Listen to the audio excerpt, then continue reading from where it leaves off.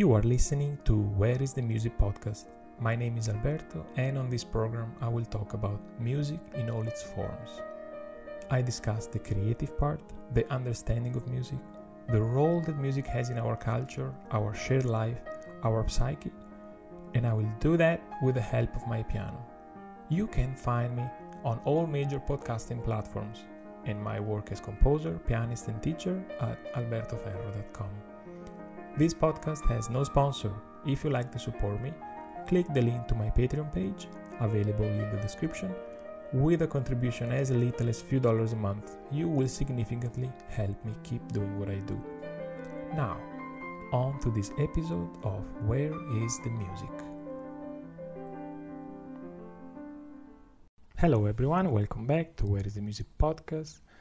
Today I'm gonna talk about a tune, a single tune that is for many of us very meaningful. This is the famous My Favorite Things. If you are, let's say, not part of the population of this planet, you might not have heard it, but if you are, I'm sure you know this melody.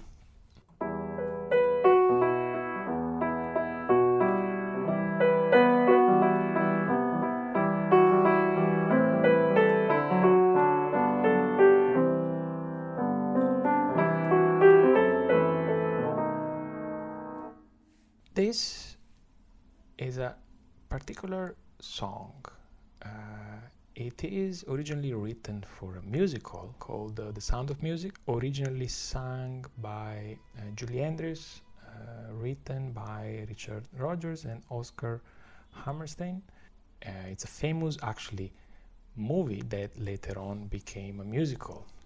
I don't remember the year when the movie was produced. I think maybe around, the 60s, 70s, 80s, I don't remember, because it is part of this repertoire, cultural repertoire, that has become somehow classical for many reasons. It belongs to every generations. And what happens is that a tune that is specific for a particular type of art, in this case a movie and then a musical. What happens when a tune like this becomes the opportunity for other artists in different worlds to express something, not just this melody, chords, but something that goes beyond the tune itself. This is, I think, the place of where only the greatest artists somehow are able to inhabit. We can just appreciate and learn and of course expand our knowledge and even appreciation and consciousness about art. I'm talking about John Coltrane, who recorded a version of this in the album came out in 1961. He recorded an album called My Favorite Things with his quartet. At the piano it was McCoy Tyner. I mention it because I'm gonna quote a couple of examples from his playing as well. So what happens, and I think the reason why this is so peculiar, this case is so peculiar, is that if we listen to My Favorite Things version by John Coltrane, of course we recognize the melody, but that's about it. We find ourselves in a completely different world. Look, the original My Favorite Things is a very let's say cute song sung by Julie Andrews to children. Kind of in the movie, it's like a moment in which they're learning about appreciating the reality around them. Reality around them is full with little things to appreciate, to little things to notice. And if you make a list of your favorite things, you will start enjoying them.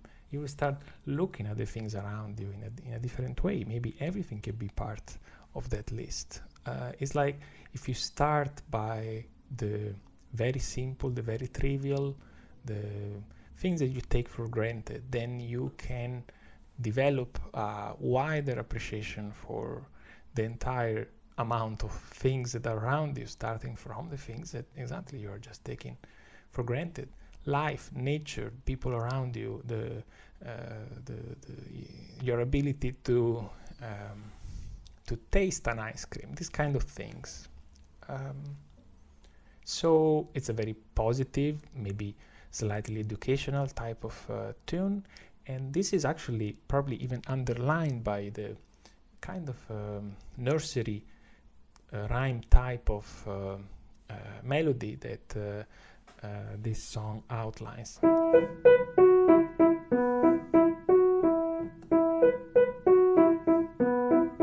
It's absolutely easy to memorize. You can put any sort of lyrics on this, and it's perfect for children. It's like a nursery rhyme. But then,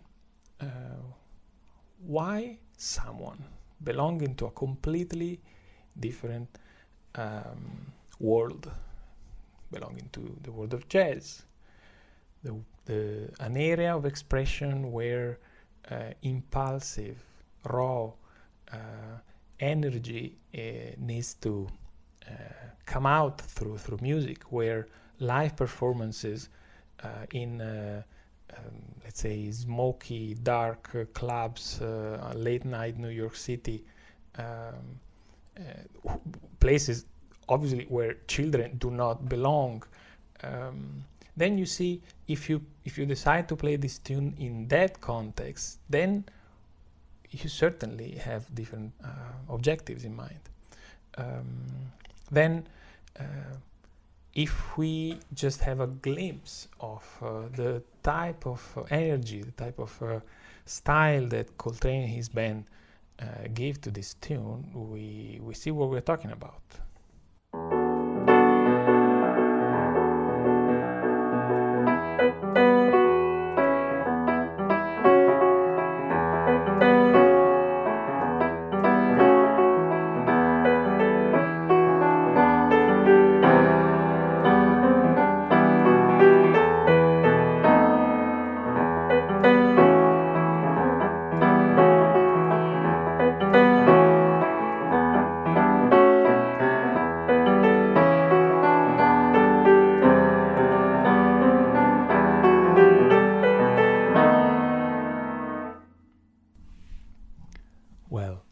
Notice, I mean, in my poor rendition of the piano of this, notice how the harmony doesn't change at all. It's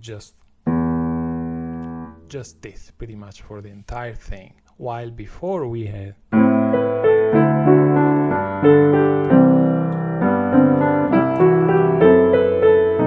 now we have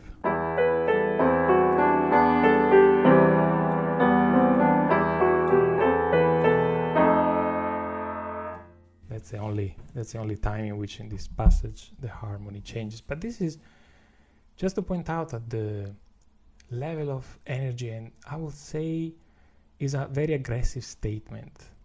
It could have probably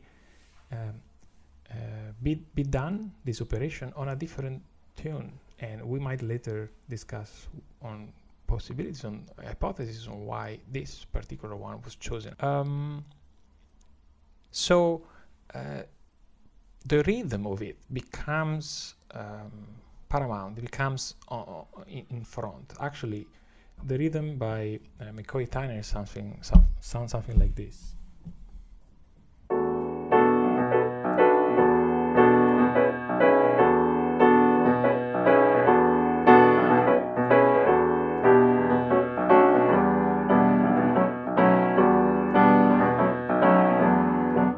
So you hear the nice waltz, how it has transformed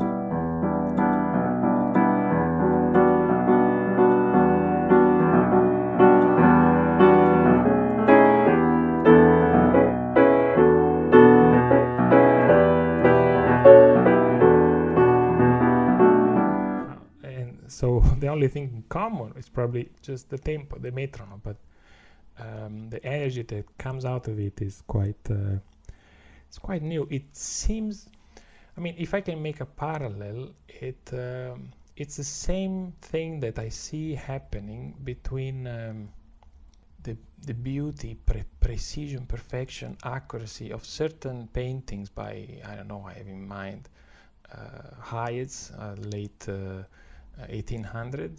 This is an Italian one. At the moment, I don't have others in mind, but where you can see how the choice of color, the curves, the drawings, the line, the outline, the subjects are, everything is just about beauty, about grace. And 20 years later, you have Van Gogh. The matter of reality has changed, not just the way it looks. Is vibrating, is energy, is an explosion of color. Things are raw, things are non-linear, non-orderly, non-beautiful by the typical definition of beauty, but they hint at somewhere else. So the recording of John Coltrane, actually you can probably find even live versions of this that last quite long, but they're quite intense. His improvisation is pretty much on one single chord, on one single rhythm all the way through, and this is part of a dimension that Coltrane was aiming at in this phase of his career, where he was probably aiming at turning the music performance into a trance experience, where he would kind of lose completely himself together with the audience to reach kind of a different level of consciousness. It is jazz, in a way, in one of its most essential dimension. Collective improvisation becomes an opportunity for experiencing a different state of consciousnness.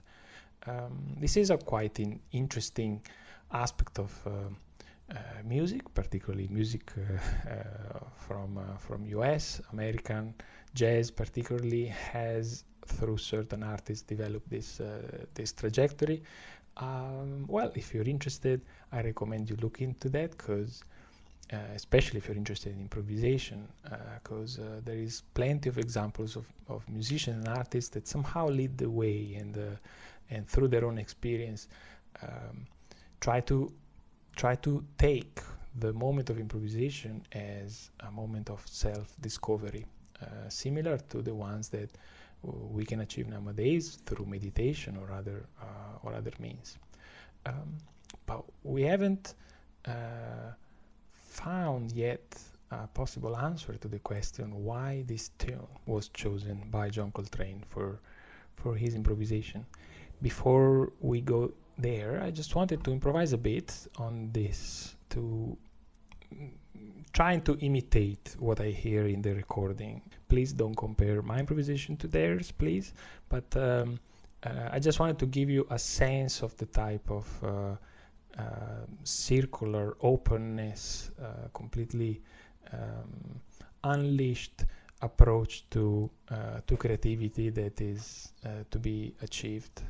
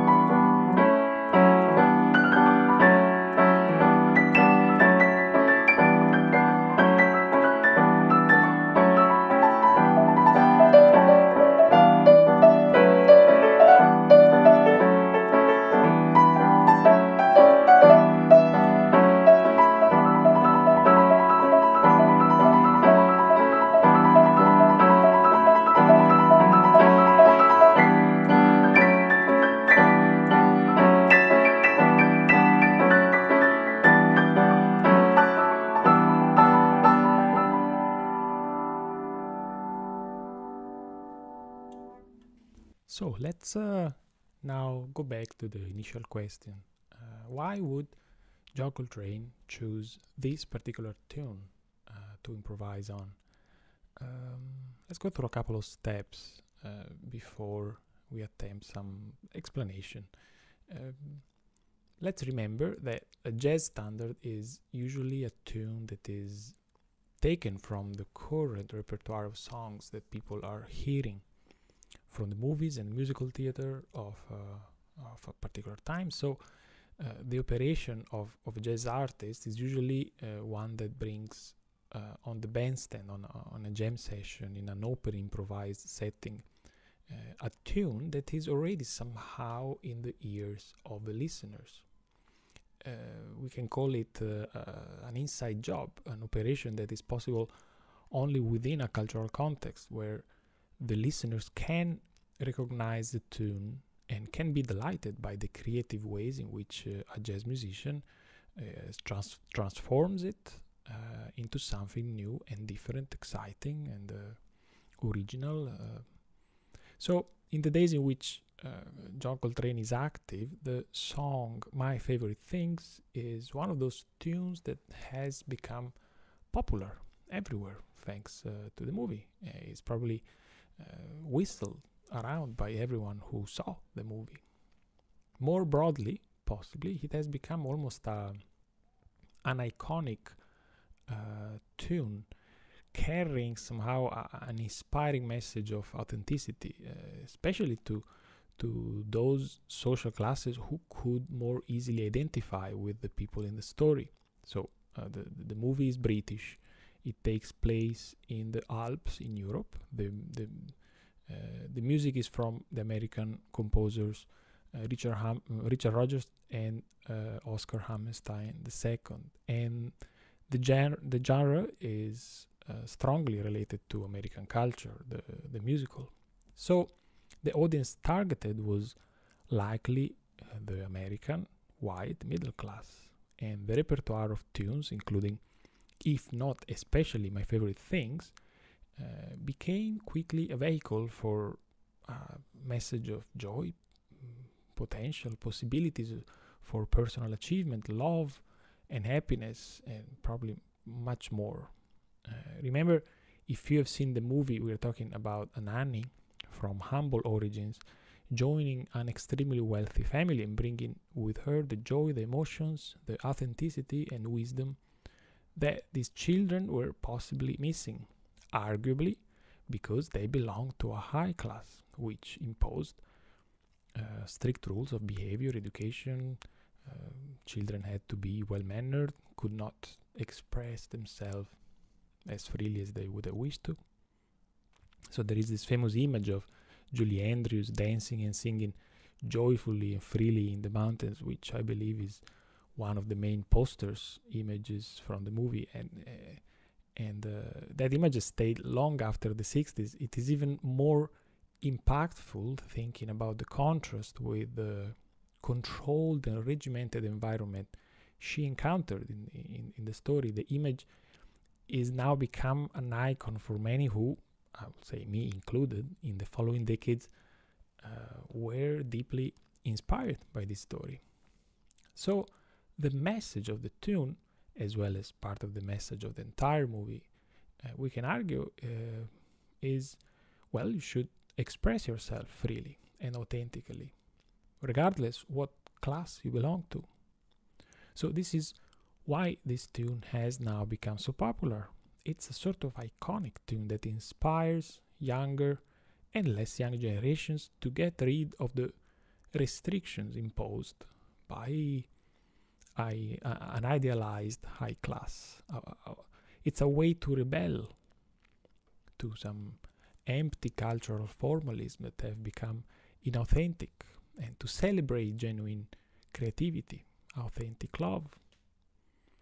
So what Coltrane does here is to freely elaborate his own view on top of all these other layers of meaning. You can see where his take is going. His interpretation, and I will say their interpretation because it's 4 players on the same recording, each one adding as much tension and energy as Coltrane does. So they are going rather fearlessly towards an unrestricted, open-ended direction, some sort of collective, solid run forward. The improvisation seems to never end. The energy seems to never run out. It is quite aggressive, it is strong, it is dramatic too. There are moments of extreme force, and you cannot avoid but think that we are in front of someone making more than just a personal statement. It's possibly a cultural, social, political statement too. The only reason we can speculate he decides to take a nursery rhyme into dark, smoky nightclubs frequented by either dodgy people or working class people or middle class white people is exactly to make a statement of authenticity. In an historic period where probably the tensions between black and white in America have not reached their peak yet, Coltrane seems to take the opportunity of a public performance to state as loudly and artistically clearly as possible his standing against the constraints imposed by his social status. I am singing this nursery rhyme too, and I am doing it my way. It's loud, against your preconceived, well-educated mannerism, against your empty facades, with full disregard for your meaningless etiquette and your fake politeness. This is my way. This is my favorite things. These are our favorite things. So the impact is undeniable.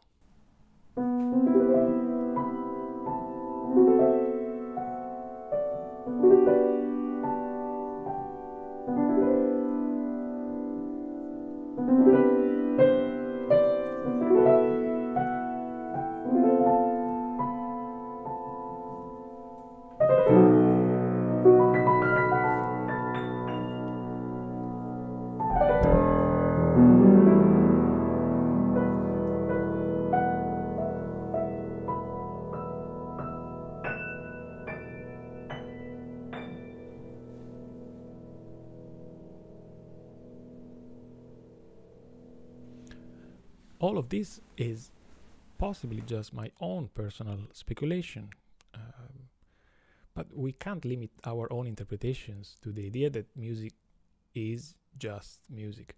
It is very possible, though, that artists don't necessarily see their work as social, political message statements, or perhaps they don't have aspiration to enter the collective cultural dialogue like an intellectual does, or a politician does.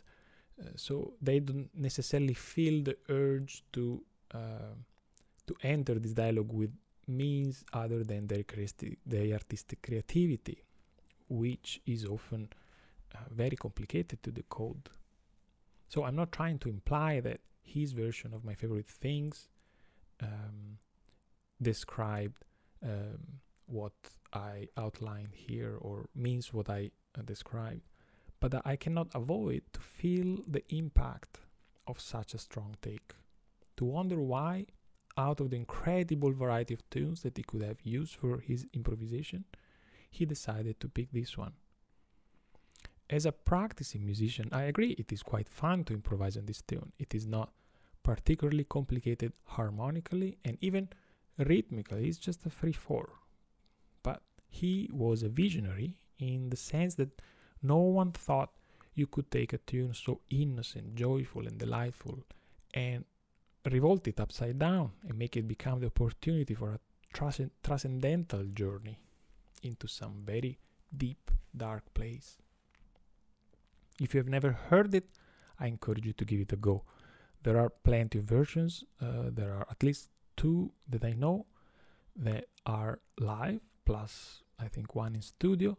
I will put some links for you to listen. You will be witnessing the freedom in action of people who probably have felt throughout their life restrictions imposed by society, imposed by their culture.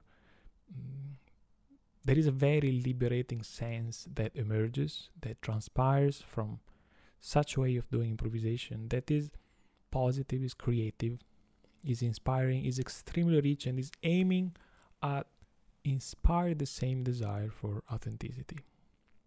I'm pointing this out to those of you who are perhaps less familiar with jazz recordings from the area. In particularly in that period of jazz, there is a certain rawness in the playing, but also in the recording quality itself. There is a chance that if you're less used to this type of music, it's going to be a bit challenging at the very beginning to not be put off by the aggressiveness, the forcefulness, and possibly by the darkness of this style. But I encourage you to suspend your judgment for the around 10 minutes of music. So here is the end of this little journey through John Coltrane's music and style, and mostly my speculation around it. I hope you find this interesting. Would love to hear your thoughts. It might be possible in the future I do more episodes that connect music or some pieces with perhaps social political issues. They're obviously very interesting and huge topic. So for now, I thank you all for your time and attention, and I'll meet you again here on the next episode of Where is the Music podcast.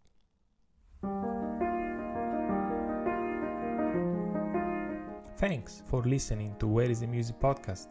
If you enjoyed this episode, look up for others. I made a few. I publish an episode every week roughly, investigating each time a different aspect of music, the music making, the music listening, the meaning of music, and its relevance in our lives.